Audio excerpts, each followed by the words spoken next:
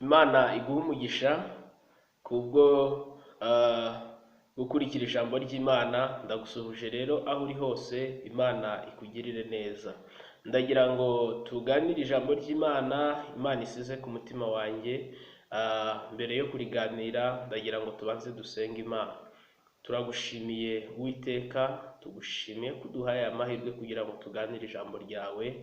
Bana natwe kandi imbaraga zawe ziganze muri twe mu izina rya Yesu, amen. Ndagira ngo rero dusome ijambo ry'Imana dusanga mu rwandiko rwa mbere Pawulo yandikiye Abatesalonike. Turasoma igice cya 5 duhere ku murongo wa 16 turangize n'umurongo wa 18. Reka dusome mu izina rya Yesu.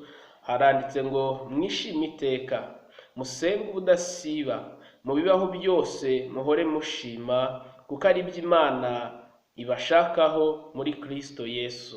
Haleluya. Imana iguha umugisha.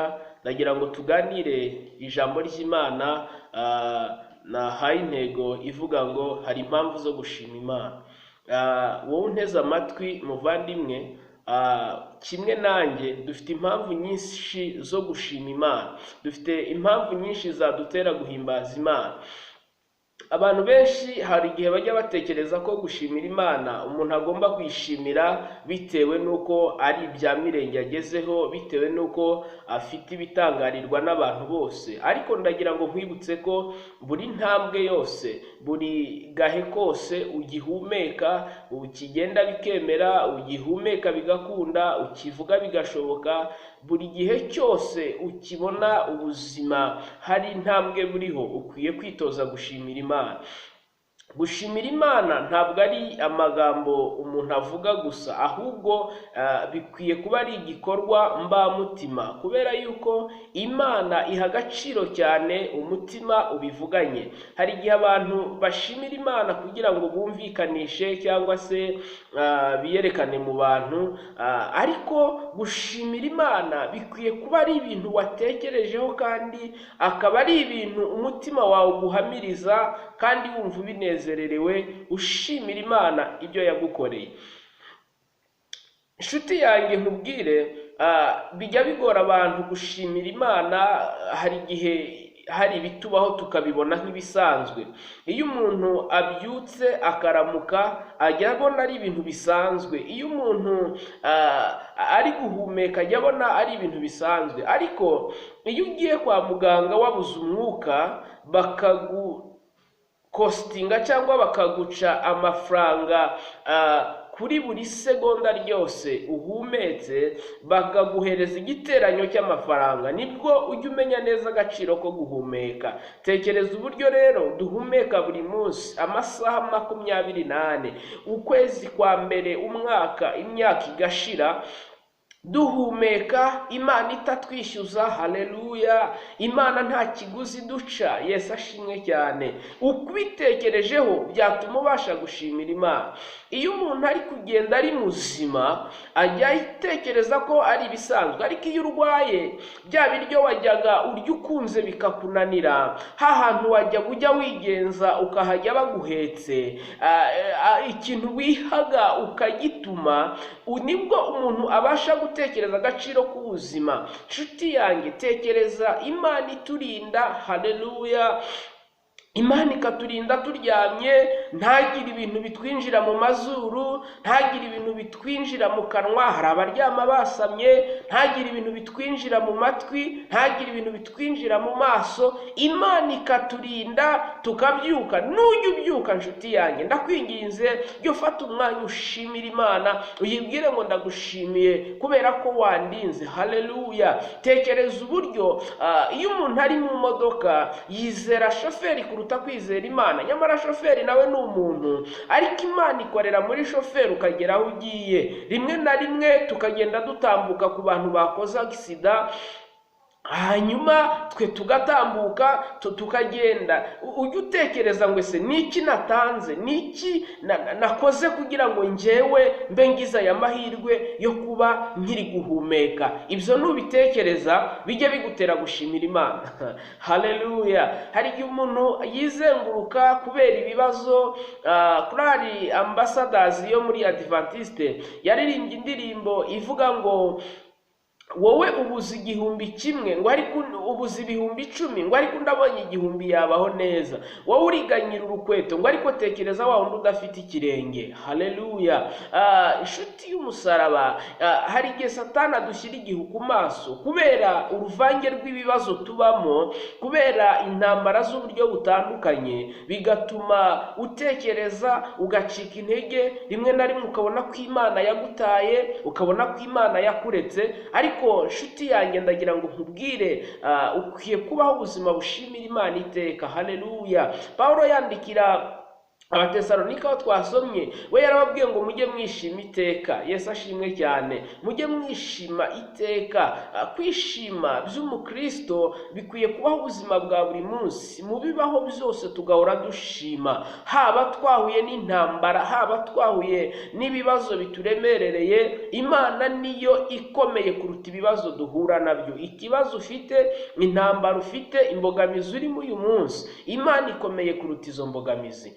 Yanjye ndagira ngo nkubwire, ubuzima bushima kandi nibwo Imana yishimira. Reka nawe nkubaze, tekereza uhaye umuntu ikintu yarangiza akagenda ntanavuge ngo murakoze. Uko biri kose usigara ubabaye, usigara utanezerewe, usigara utishimye, ndetse ahari biranagorana ko ubutaha ugira icyo uha wa muntu. Rero Imana nuko yitameze nk'abantu, irarenga ikabikora, ariko gushimira Imana biyitera gukora ikindi. Gushimira Imana bituma nayo inezerwa. Gushimira Imana bituma n'abandi bumva ishimwe, kuko Imana irya amashimwe. Haleluya. Niyo waba uri mu kigeragezo kimeze gute, Imana irya amashimwe. Haleluya. Tujye dushimira Imana iminsi yose, mu bibaho byose, mu bibaho byose, mu ntambara zose, mu ngorane zose.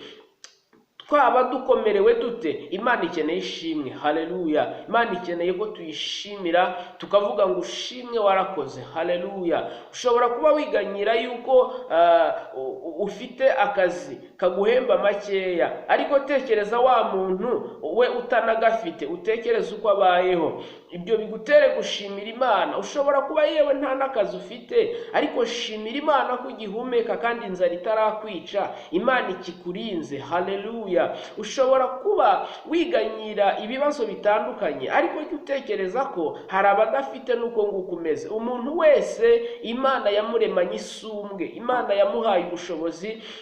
Buri muntu wese ni umumaro wundi. Haleluya. Nkuko ingingo zunganirana, niko natwe turi ingingo za bagenzi bacu. Yesu ashimwe cyane. Haleluya. Ukuri kose, ubushobozi bwose waba ufite uruta kandi ufite uwo wagirira umumaro. Imana iturengere cyane. Haleluya. Rero mu bibaho byose dukwiye kubaho ubuzima bushimira Imana. Ushobora kuba wibaza ngo ndi muri kode, ukumva ko udashobora gushimira Imana, ariko shimira Imana kubona icyo kuyishyura.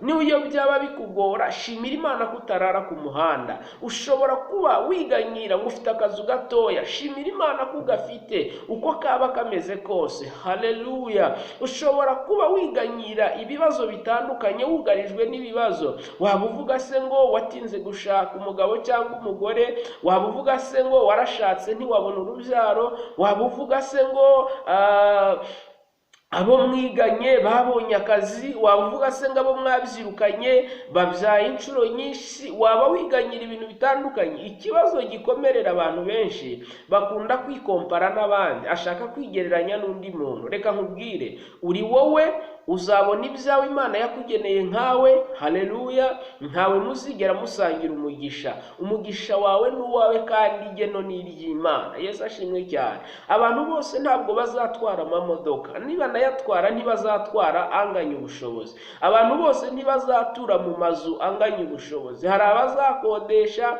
ariko hari ab'Imana iha ubushobozi bakubaka, abandi bakabakodesha, nawe ikaguha ubushobozi ugakora ukabona ubukode. Rero ukuri kose hose ukwiye kujya ushimira Imana. Reka mbabwire bakristo, tumaze igihe turi mu minsi itoroshye.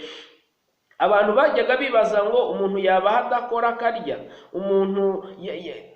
umuntu yabaho adakora akarya gute? Ubu se mbaye nta kazi mfite nabasha kwishyura inzu gute? Mbaye nta kazi mfite nabasha kwishyura minerivare y'abana gute? Mbaye nta kazi mfite byagenda gute? Ariko mbabwire, Imana igaburira inyoni. Haleluya! Imana yambika uburabyo, Imana ikora imirimo itangaza, ngo ifumbatura ikiganza igahaza kwifuza kw'abari mu isi bose. Haleluya! Iyo Imana ifumbatuye ikiganza, ntabwo Imana ikora igitangaza ngo igikore ku muntu umwe gusa.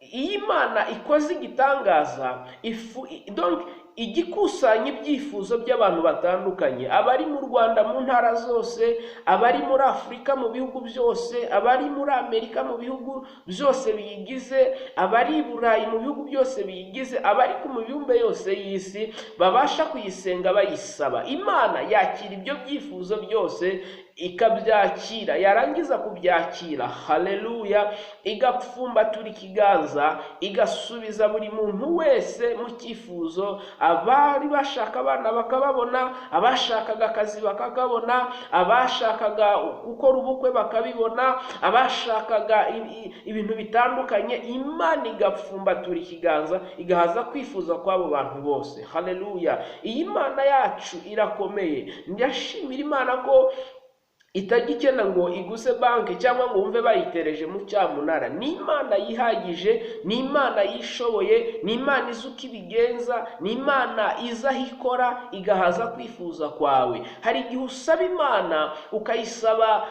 kawunga, Imana ikaguha amafaranga kugira ngo ubone n'uburyo ugura imboga, ugura n'umuceri wo gusimburanya. Hari igihe usaba Imana ukayibwira ngo ndashaka inyama, Imana ikaguha gucuruza busheri cyangwa ikaguhuza n'umuntu ucuruza busheri kugira ngo utazajya uhorana iyo nzara. Haleluya! Imana yacu rero izi uko ikora, ariko ku kantu kose gukoreye jya wibuka kuyishima.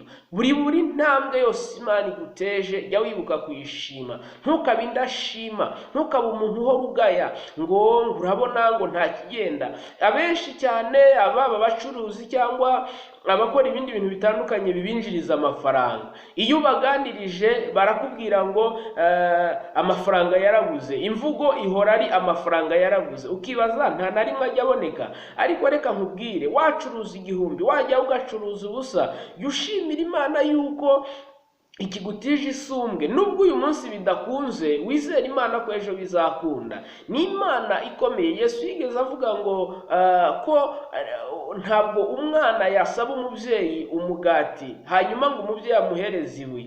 Aravuga ngo rero uko niko tutasaba na Data wo mu ijuru nawe ngo abure kumva ibyo dusaba. Hari igihe ibyo usaba Imana atari byigukorera, ikagukorera ibirutaho. Noneho ujye wibuka gushimira Imana uko bibaye uko. Yesu ashimwe cyane. Tekereza nawe mu mihanda ugenda, tekereza urugendo rwa buri munsi, tekereza igihe uca munsi y'ibiti bya avoka, uzi ko avoka yahubuka ikakwitura ku mutwe. Tekereza igihe cyose ugenda mu nzira widegembya mu muhanda, uzi ko imodoka yacika feri ikakugonga. Tekereza igihe cyose ugenda utwaye imodoka. None se utekereza ko bari abakora agisida ari uko mu by'ukuri bataba basenze? Jya ushimira Imana ko ikigutije iminsi yo kubaho. Nutekereza ibintu Imana yakoze, nutekereza icyo Imana yagukoreye, bigutere gushimira Imana. Haleluya! Jya ushimira Imana ko yaguhaye abahungu n'abakobwa, cyangwa abakobwa gusa cyangwa abahungu gusa. Jya ushimira Imana uko ikumejeje uko ariko kose, kubera ko ni Imana. Ikibumbano ntabwo cyabaza umubumbyi wacu ngo kuki wambumbye gutya. Aba afite impamvu yagisize mu iforomo akagikuramo icyo ashaka ko kivamo. Rero jya utekereza imirimo Imana yakoze bigutere gushima. mugabo mugore, musore mukobwa, uko waba uri kose, situwasiyo yose waba urimo uyu munsi, ushobora kuba uri mu buzima bukugoye, ariko shimira Imana ko ikiguhaye guhumeka. Umuntu wese ugihumeka umwuka w'abazima aba ari umukandida w'iterambere. Buriya nshuti yanjye, nubona umuntu uhumeka uko yaba ari kose, waba ubona nta cyerekezo cy'ubuzima, ujye wirinda kumuvugaho cyane, kubera yuko umuntu w'Imana aratungurana. Haleluya! Umuntu wavuzweho n'Imana aratungurana. Umuntu uri mu bubiko bw'Imana, umuntu uri mu biganza by'Imana, Imana yamukorera igitangaza agatungura abantu. Ntukihebe, ntukiganyire. Imana yagukorera igitangaza nyuma y'imyaka 10 urangije utarabona akazi. Imana yagukorera igitangaza nyuma y'imyaka 40 warashatse utarabona urubyaro. Imana yagukorera igitangaza, kandi nyine Imana igikora ikintu kigomba gutangaza abantu. Ntubwire ngo iyo uri mu kigeragezo umubare w'abatangabuhamya utaruzura, biragora ko wakira igitangaza. Ariko igihe cy'Imana cyageze, isaha yayo ntabwo igikererwa. Haleluya! Isaha yayo ntigikererwa. Yigeze igera kwa Aburahamu na Sara. Icyo gihe bari batonganye, batameranye neza, icyo gihe birukanye umujahagari, ariko barahagera barababwira ngo ikindi gihe nk'iki Sara azaba akikiye umwana w'umuhungu. Sara kubera iminsi yari amaze mu kigeragezo, kubera iminsi yari amaze ababaye, ndetse yari yaritakarije icyizere kubera yuko atari akijya mu bihe by'abakobwa, ariko baramubwira ngo ese ni iki kigusekeje? Yarabyumvisha kubita agatwenge, aribaza ati aba bantu barimo baravuga ibiki? Bamaze kurya barahaze, none umva ibyo batangiye kuvuga. Iyi nda yazaza gute? Byazaca mu zihe nzira? Naracuze, ntabwo naba ngisamye. Ubuse iyi nda yavuka gute? Nayitwitira he? Yaca he? Ariko Imana iracyafite ubundi buryo. Mu bintu bikugoye, mu bintu wabuze inzira, ndagira ngo ngukomeze nkubwire ngo Imana yo iracyafite ubundi buryo. Nubwo wabuze uburyo, ariko Imana iracyafite ubundi buryo. Bamubwiye ijambo rikomeye, abaza Aburahamu ngo mbese niki gisekeje Sara? Ngo mbese hari ikinanira Uwiteka mu gihe cyasizweho? Ndagira ngo nkubwire ngo igihe cy'abantu kiratinda. Igihe cy'abantu kiratinda. Abantu babona waratinze gushaka umugabo, abantu babona waratinze gushaka umugore, abantu baba babona waratinze kubaka inzu, abantu baba babona waratinze kubyibuha, abantu baba babona waratinze kuzamurwa mu ntera, abantu baba babona waratinze, ariko Imana yo siko ibibona. Haleluya! Kubera ko isaha Imana ntabwo igikererwa, yo ihora ku gihe. Rero igihe Imana yagennye ku buzima bwawe, urushinge nirujyamo neza, Imana nawe izagukorera igitangaza. Ndagira ngo nkubwire ngo baho ubuzima bushimira Imana. Mu bibaho byose itoze guhora ushimira Imana. Mu ngorane zose urimo itoze guhora ushimira Imana. Satani ajya twihebesha, akaza akagutera ikibazo, akakumvisha ko nta nzira, akakumvisha ko nta buryo, ariko abagira ngo ntushimire Imana ahubwo uhorana amaganya. Hari igihe umuntu umubaza akakubwira ngo nta kigenda, umuntu ugasanga ubuzima bwe bwa buri gihe ni nta kigenda, umuntu ugasanga ubuzima bwa buri gihe ibintu byarakomeye, isi irasharira, ibintu byabaye hatari. Ariko ndagira ngo nkubwire ngo ntabwo biraba hatari. Niba ugihumeka uracyari umukandida wo gutera imbere. Dushimira Imana, jya ureba ishimwe mu kigeragezo. Satani rero kuko azi ko Imana ikunda amashimwe, araza nawe akabuza abantu gushima. Akabuza abantu gushima, akakubuza gushimira Imana. Rimwe na rimwe ukabona ni nkaho nta cyabaye, rimwe na rimwe ukabona ni nkaho nta cyakozwe. Ariko ndagira ngo nkubwire ngo buri kantu kose kabaye, buri ntambwe yose ibayeho, buri segonda, buri saha wagakwiye gushimira Imana, kuko mu isegonda rimwe cyangwa mu itsiyerisi rimwe ku isi haba hamaze gupfa abantu batagira ingano. Mu itsiyerisi rimwe haba hamaze guhurika abantu bamaze guhura n'ibibazo bitandukanye ari benshi. Ariko ndagira ngo nkubwire inshuti y'umusaraba, itoze kubaho ubuzima bushimira Imana. Itoze kubaho ubuzima bushimira Imana, wishimire. Hari umuririmbyi umwe waririmbye aravuga ngo n'aka gasura mfite niyo. Ashimira Imana aravuga ngo n'aka gasura mfite niyo. Yari yirebye atekereza uburyo yari ameze, atekereza uburyo yari amerewe, aravuga ngo n'aka gasura mfite niyo. Nawe ako gasura ufite ni ukubera Imana nshuti yanjye. Ako gasura wibonana ni ukubera Imana. Uwo mubyibuho wibonana ni ukubera Imana. Kuba wambara umwenda ukaberwa ni ukubera Imana. Kuba wisiga amavuta akagufata ni ukubera Imana. Kuba